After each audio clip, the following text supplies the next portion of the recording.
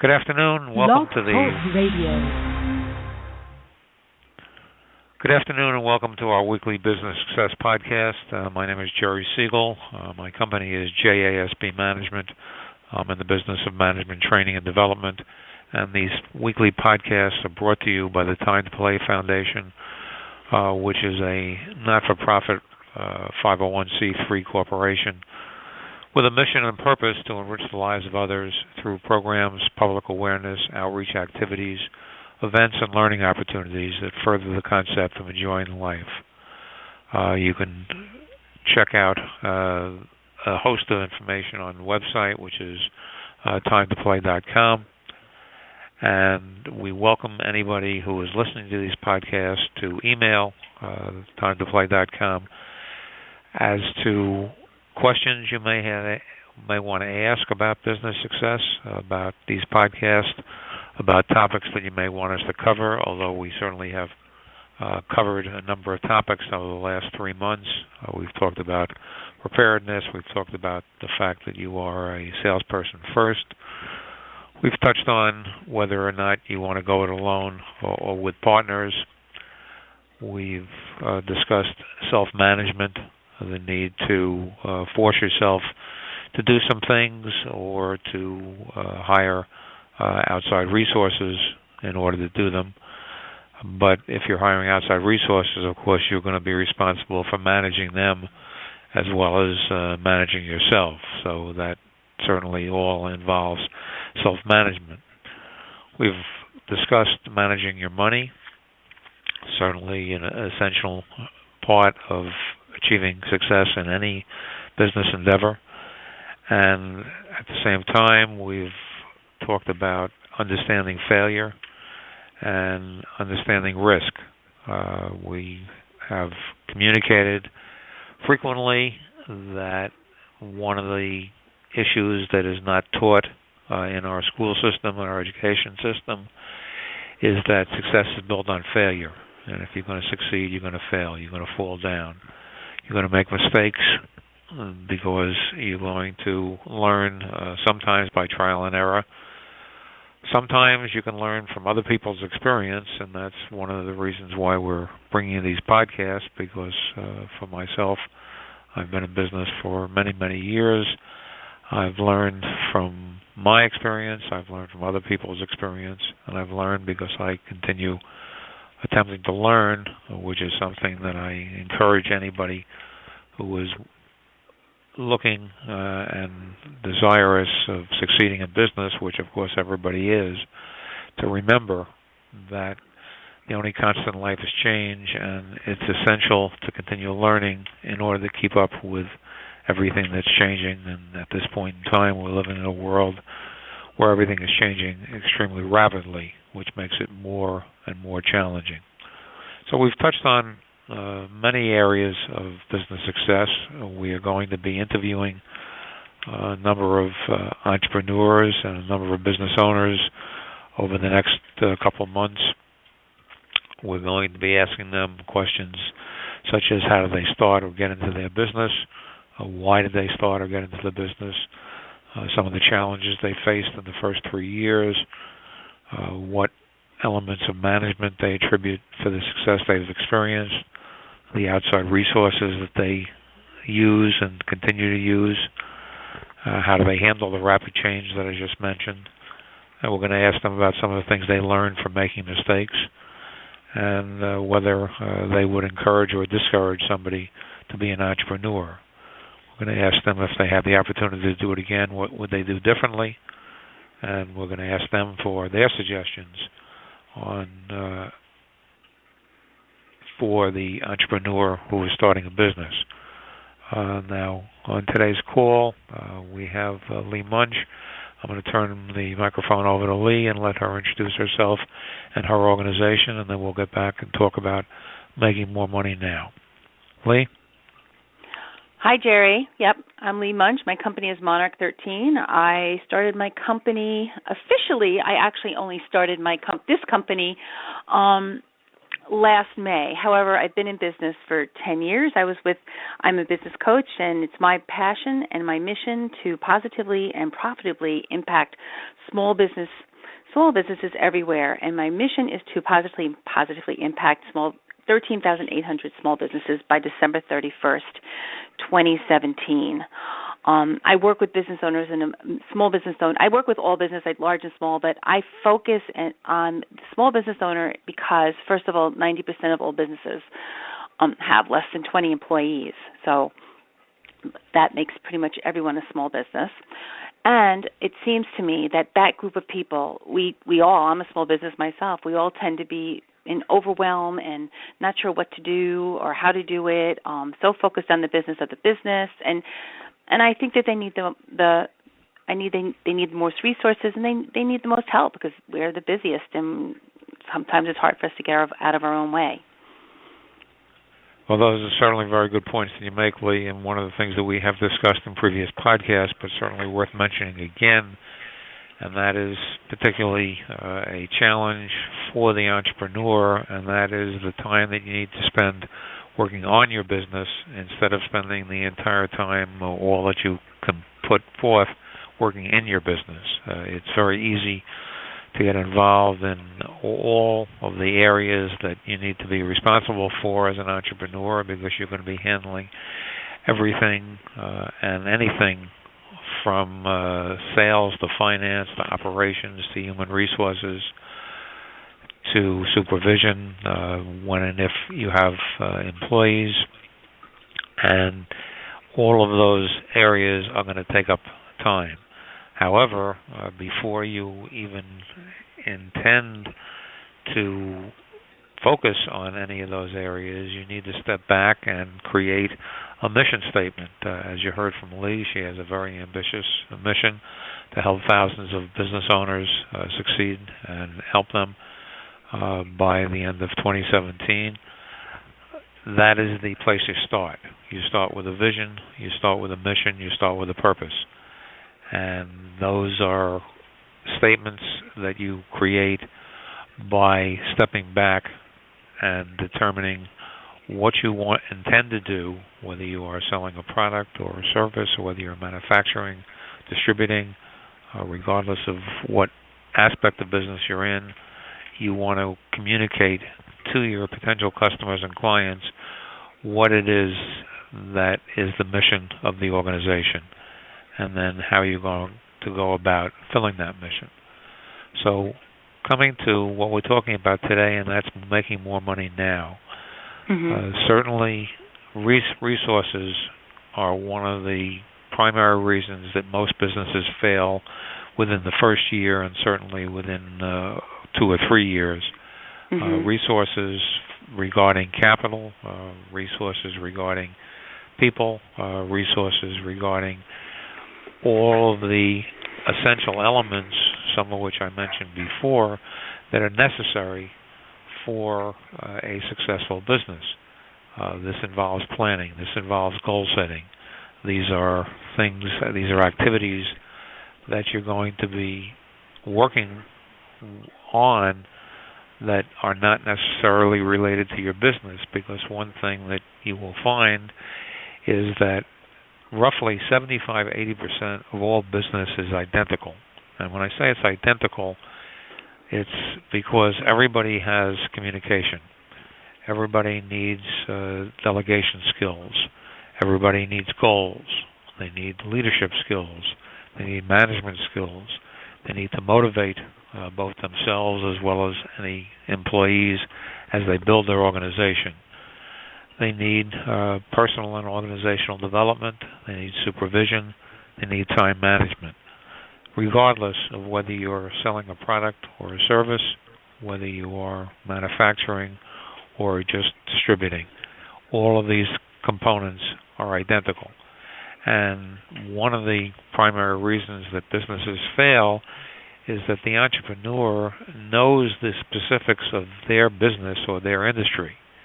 And certainly that is critical, because without knowing the essential ingredients in whatever you are attempting to provide and offer to clients or customers, you can't be successful. But once again, that only consists of a very small portion. So coming back to today's topic, and that is making more money now. when you start off in business, if you are fortunate, you are building your business off of another existing ongoing business. That is certainly the easiest way to get started in a business.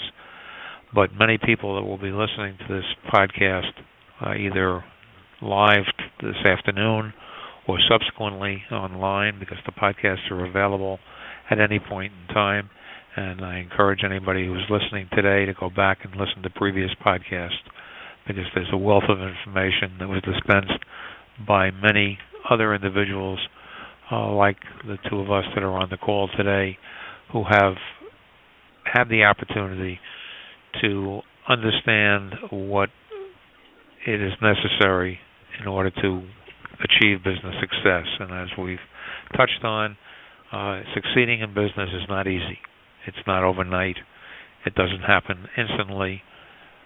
We've talked about the fact that it requires patience, it requires persistence, it requires perseverance. It requires being proactive. I emphasize that because unfortunately much of the world, in fact, roughly based on my experience, more than 99% of our population are reactive people. Even many of the leaders in business today are reactive and not proactive, and that's part of the reason why we have many institutions that were names that everybody recognized as recently as 5, 10, 15 years ago that no longer exist, and why today we talk about Yahoo, and we talk about Google, and we talk about eBay, and we talk about Tesla in the automotive industry, because these are the organizations that are moving forward and moving ahead, although certainly one of the ones I mentioned, which is Yahoo, has major issues at this point in time, and as to whether they will survive, that certainly is questionable. One of the key elements in survival is change, and as we've touched on, the only constant in life is change, and change is occurring so rapidly, so people need to be willing and able to embrace change. Unfortunately, we are all creatures of habit, and I'm told that roughly 95% of what we do every day, we do by habit, and when I touch on habit, I'm talking about attitudes. Attitudes are habits of thinking, because we think some way again and again and again, and it becomes reflex, it becomes automatic. And as a result, we generally don't think about the way we think. We just act, we just do, we just go, we just respond. And unfortunately, many of those attitudes were created many, many years ago for many of us, sometimes as back when we were 2, 4, 6, 8, 10, and 12. And many of those attitudes were created by the negatives, by the no's and the don'ts and the can'ts and the shouldn'ts. And we live in a world of negative conditioning. And as a result, people come to believe that they can't. As I've shared previously, and I'll share again today, I only have one can't in my life. I can't be any younger than I am today. Beyond that, I can do whatever I want to do. It's my choice. It's my decision. With that said, let me turn the program over for a few minutes to Lee to talk about making more money now. So, Jerry, I like what you said, and it is very interesting. And one of the key components of why people cannot make more money right now is, in fact, that mindset, believing that it's not possible for them. Another one running a successful business may not be always easy, but it is simple. And once you master the simplicity of what needs to be done, which does take time, energy, and effort to do, and then that creates these new habits, which allows then the business to flow a lot more easily. It's my belief that people go into their own business because they're looking for freedom that they're not going to be able to possibly have working for somebody. And I'm kind of like digressing a little bit here, but they're looking for freedom. And the thing is that, as you said, they're so caught up doing the business of the business, and they get overwhelmed. And the key areas that they don't look at, everybody has the same 24 hours a day, so time is indeed important. But there are three real main aspects of how to make money now. And I always say there's three massive mistakes that small business owners make, which keep them from making money now. So the first one is, in fact, that time, particularly in the service business, and even in any business, but you see it much more in a service business where we give of our giving of ourselves is, in fact, our product. And we give so much time to our clients, which, again, is not that you shouldn't be. Of course you should, but we don't track how much time we're giving. And therefore, one of my clients, in fact, he has an IT company, and he was charging, in his mind, and when he was billing his clients, he was charging $150 an hour. But when we sat down and went into a typical call, we found out that taking everything out, he was only making $45 an hour. So you can understand then why he couldn't figure out where his money was going. So that is a very simple, typical thing that we all do. If we're driving places, we don't track our miles. We don't take into consideration the time that we're using of our time to get to a client. Then how much time do we give a client? I'm all for over service, but at some point you can go two-way over, and it's not good for anybody because your time is valuable. And even if you don't have a dollar per hour type of company, your time and your hour is worth money. So the fact that most small business owners have no idea what that is, and therefore when they're taking into consideration and they're pricing their things, they don't really consider their time. So that's the first big, and that was what you were talking about previously. So that's the very first one. The second thing that they don't do is, I call it what they actually do, is they take the dartboard approach to pricing and product lines and everything they do. They say, hey, that sounds good. It's like throwing the dart and hoping it's going to land in the bullseye. And oftentimes they're blindfolded. So they have an idea of what they want to do, but they don't vet it out. They think it's good. Maybe somebody else told them that it's good. But if you don't understand what the market really wants and what the market perceives as their challenge, what you perceive as the market's challenges, whatever, it's a product or service that you're going to do. So if you perceive there's this problem, right, we're all in the business of problem solving at the end of the day. So if you perceive there's this problem, but the thing is that if you don't talk to people and really understand your market, you will not know what the real problem is. For instance, I find I interview people. I do about, anywhere between 5 to 10 interviews a week. My clients, my past clients, whoever will talk to me, I talk to them because I like to keep it's in my education, making sure I'm keeping what I'm doing relevant to what the challenges are in society or in the business world. So, for instance, I was going through a bunch of interviews at one time, and it's regarding money, and they could say, well, what's the one thing you need in your business? What is the biggest challenge? I need more business. Well, okay, what does that mean to you? I need more sales, or I need more leads. I said, okay, well, how are the leads that you're getting working now? Well, I don't know. Okay. And are you profitable? I don't know. So that's not really their challenge. Their challenge is that they don't know what they're making or not making in their business. They don't know what leads are working or not working. But in their mind, their perception is they just need more business. So you need to be able to solve the problem that they think they want solved, but then giving them the solution that's actually going to solve the real problem. So that's why I say they don't know a lot, which leads me to the number one thing that business owners don't do. What they don't do, or what they do, is they run their business shooting from the hip. So this takes it to an O level. They just go about, as you were saying before, they just go about doing the business of the business. They're not,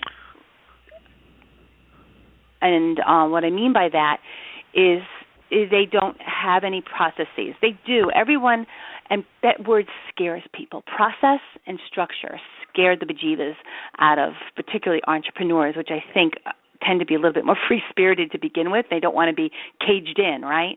So process and structure sounds really corporate and not relevant. But the truth is that where it's a sales process, one of the first things I do with my clients is that we go in and we figure out what is their sales process. Everyone has one. Now, the sales process for a deli versus a sales process for a mortgage business is a little different, takes a little bit longer. But as you said, 80 to 90% of everything that goes on in a business is generic. Every business has the same thing. So it's finding out what's their process. So they just don't know. So if you're shooting from the hip like that and you don't understand and have the things in place to move them and improve them, you're not going to make money. So those are the three. Lee, I'll just interject for a second here because we have touched previously about the necessity to begin with a business plan. And without a business plan, you are doing exactly what you said in that shooting from the hip. So things need to be down, they need to be detailed, then you need to lay out ahead of time what you're going to do, how you're going to do it. Certainly a sales process is part of the business plan, but the finance side would be part of the business plan, which would include pricing as well as the amount of time that you're going to spend in the business. You mentioned that people want the freedom of being their own leader, their own boss. However, most business entrepreneurs will begin the business working 70, 80, 90 hours a week. And many entrepreneurs are working 60, 70 hours a week well after establishing the business because they are not able to let go of some of the functions that they're handling, some of the responsibilities that they may be good at. So with that said, Lee, let me turn it back to you. I interjected you on after the sales process. Oh, yeah, it's just kind of setting that up. And it's funny is that as much as you do need a business plan, but what I work with my clients is a living, breathing action plan. You need a business plan when you're starting out. But again, that business plan is only as good as the information that goes into it, right? And if we're assuming a lot of things, which a lot of business owners go in assuming things, that may or may not be valid. It may not be valid for what the market wants. Markets, if you want people to, you need to know what the market wants. But the other way that, so these are the things that we focus on that. However, the crux of when I talk about making more money now and where the areas you need to focus on so that you can make money now, there's 5 ways to make more money now. I have a blueprint that I have that has this, that if anybody wants it, they can either send it an email to Time to Play. I'd be more than happy to send it to them. So the first area of the business is, in fact, understanding your profit margins. Many times I walk into a client, they'll tell me they're profitable, but then when we start looking at things, they're not paying themselves. They're not taking time off. And they're not profitable. So they don't even know that they're not profitable. So how do we understand to make yourself profitable? Again, it's like this goes into your pricing and understanding what it really costs you to produce, whether it's a service or product, it doesn't matter. And then getting back to that time, because time is you either invest it or you spend it. If you spend it, it's wasted. If you invest it, it becomes a return on investment. And everyone needs to realize that what they do in the course of their day, is this a revenue producing activity for me to doing?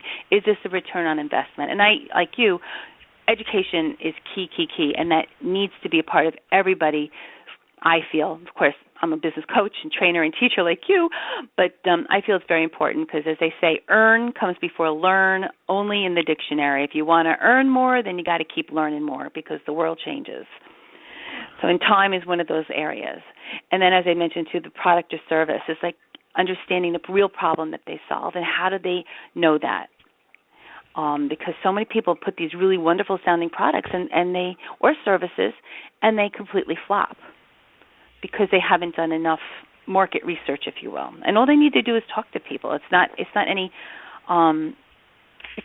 complicated. Just talk to people, find out what's going on. And then the second area, and so I call profit margin is your money mastery area. Then the second area that people need to focus on is their conversion rate. So what I mean by conversion rate is that if you talk to 10 people and 4 of them become your customer, your client, your patient, your student, whatever it is, you have a conversion rate of 40%. 90 to 95% of the clients that I've worked with in the past really do not know their conversion rate. They say they do. They think they do.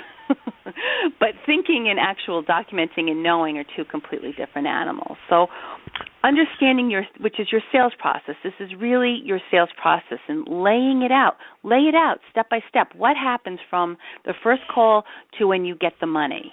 Just lay it out and understand and figure out where in your process you're falling down, because inevitably we all have a place where we need to work on, and people just think it's this one thing, but it's not. It's a step by step. And the other thing is that goes along with sales process is that I like to think of a sales process and your conversion rate and your sales and your pipeline, if you will, as a deselecting process, because not everyone is your ideal client, and not everyone is the right client, customer, or whatever it is for you either. And pretty much you go out there, you'll talk to people, who's your target market? Anybody with a pulse in a wallet. How many times have you heard that, Jerry, right? Yeah, that's for sure. And the truth is, it's not true. It's not the right. That's really not it. So understanding who is your ideal client, who is your real target market, that all gets involved in this. So if as they deselect themselves, it makes it better for everyone, and it makes your life much simpler. And then the next thing is in your sales process, your pipeline, your conversion rate area, is understanding what is the next step. Everything has a next step. So what is the next step? For the first time you talk to somebody, from even when they become your client and you take their money, what is the next step? And knowing it in advance, so it becomes seamless and smooth. And as you were talking about with your habits, it becomes a habit. And once it becomes a habit, then it is easy. It's not only simple, but it's also easy. And then finally, as far as that goes, is your skills. What kind of skills do you need? As you said, we're all salespeople at the end of the day. Anybody who's ever applied to a school or applied for a job or asked somebody out on a date, it's all sales. And therefore, making sure that you keep your skill set up and continually growing is going to be advantageous. And again, what you're covering there, Lee, are a couple of things in what I heard, and that is, first of all, learning is essential. You mentioned that earn comes before learn in a dictionary. One of the things that I use all the time is that the only place success comes before work is also in the dictionary. There you go. Amongst the other things that you touched on, Lee, is that if you can't measure it, you can't manage it. That's true. Doing all the things that you talked about, knowing what your profit margin is, knowing what your conversion rate is, knowing how many people you have in your pipeline, knowing what the next steps are. All of these things require measuring. And in addition to measuring, you're trying to do your business. So you immediately have a conflict because you can't do everything. You can't be all things to all people. One of the things that we've mentioned before, and one of the most important things I think for any entrepreneur to learn for business success, and that is the idea of saying no. Lee, you mentioned that not everybody is a good prospect. Not everybody can become a client, and sometimes it's necessary to say, no, I'm sorry, I'm not going to be able to help you, because by doing that, you're protecting yourself and you're protecting your time. People have a tendency to allow other people to impose on them, and once again, we can't get more time. There's only 24 hours in a day. That's it right. Depends on how you use that time as to how effective you're going to be. But the only three ways that we can get more time is to eliminate something we're doing. We can simplify it or change it and do it in a different way, or we can delegate it to somebody whose time is not as valuable and not as expensive as our time. Other than that, that's all you can do. You can't save an hour from today for tomorrow. You can't use that half hour that you spun your wheels yesterday today. So that time management is certainly one of the critical components for business success, and certainly enters into all those areas that Lee, that you were touching on. Lee, before I ask you to mention some of the opportunities you have, let me share with those on the line today or those that will be listening in the future amongst the organizations that are connected to Time to Play is on Long Island, the Long Island Advancement for Small Business, the LIASB. The LIASB has a new entrepreneur group that meets monthly out of Delphi and Hauppauge, and there is no cost to attend that meeting. The only cost is time to attend the meeting, which is in the evening from, I believe, from 6 to 8 p.m. It's usually the third Wednesday of the month. I know it happens to be next Wednesday evening.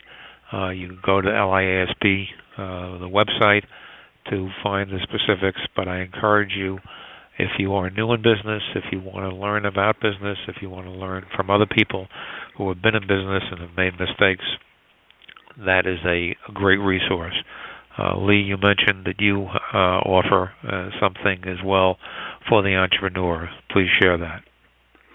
Yes, but I am a big believer. I have programs, and I even have some products for whether you're thinking about business, you've just starting your business, or even more importantly, if you've been in business for quite some time. Because I think when we are in business for a long time, and the longer, it's easier for us to get in a rut. And as going back to your habits, we have these habits that we have, and this is what we always did, so this is what we always do, and this is what we're always going to do. So I have a lot of different things, and I have several free opportunities that I have for people just to get them going and get them thinking. As I said, I start with a couple of blueprints. I do have a blueprint which gives you it's the Make More Money Now blueprint, which gives you 5 steps to doubling your income in as fast as 6 months. And that is proven. That's why I come up with that number, with those numbers in the 6 months. I have a weekly class, as I said, that is starting next week, which is the Small Business Owners Make More Money Now weekly class. I have ebooks and other types of blueprints available that are absolutely free. This furthers my mission, and I believe that everyone needs to get as much as they can, however they can get it. And my website, where I have a lot of this on there, is my blog site, which is I do a weekly blog on Mondays, a Monday's Money Message, which is www.LeeMunchGrowsYourBiz.com. Pretty simple, LeeMunchGrowsYourBiz.com. And you can go in and you can just sign up for these things. These are just free things. I only put free things on my website, and learn and take them. And if you have any questions, I'm always open to have a conversation with anybody, because, again, it always goes two ways. I learn about their business, I learn about their real challenges, and they get to get some value that they can do something better in their business. Well, Lee, thank you for sharing those free resources, and I encourage anybody to take advantage of them.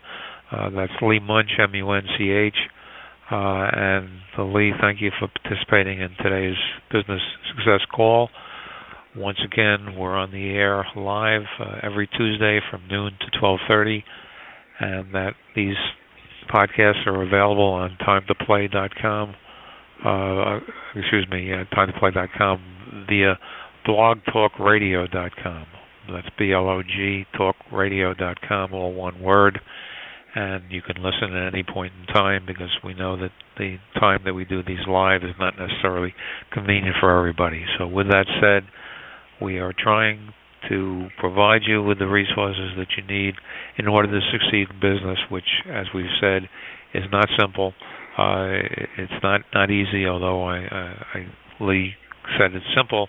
It's simple because there are some basics of business success, and that's where the simple part comes in. But it's certainly not easy. It's certainly not overnight, and it's certainly not going to occur without considerable time, effort, and energy on your part.